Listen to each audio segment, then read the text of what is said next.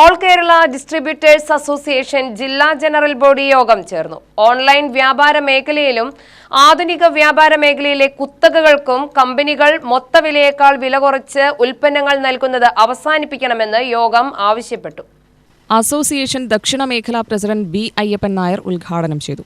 നമ്മളിൽ പലരും രാഷ്ട്രീയ ബോധമുള്ളവരും രാഷ്ട്രീയ പാർട്ടികളുടെ പ്രവർത്തകരുമായിരിക്കും, ചിലരൊക്കെ സ്ഥാനാർത്ഥികളായിരിക്കും.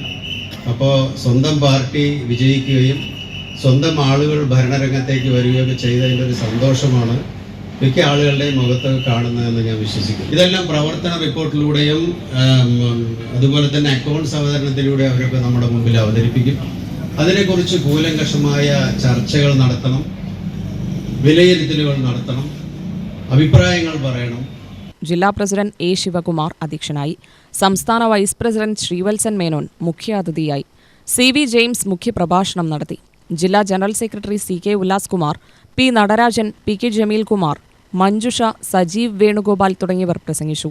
സി കെ ഉല്ലാസ് കുമാർ ജില്ലാ പ്രസിഡന്റായും പി നടരാജൻ, മാത്യു ചെറിയാൻ, പ്രേംകുമാർ, ആനന്ദ് കുമാർ എന്നിവർ വൈസ് പ്രസിഡന്റുമാരായും സജീവ് വേണുഗോപാൽ ജനറൽ സെക്രട്ടറിയായും മുകേഷ് കുമാർ, മുഹമ്മദ്, എം കെ മനോഹരൻ, ഗിരീഷ് എന്നിവർ ജോയിന്റ് സെക്രട്ടറിമാരായും പി കെ ജമീൽ കുമാർ ജില്ലാ ട്രഷററായും തെരഞ്ഞെടുക്കപ്പെട്ടു. UTV news, Palakkad.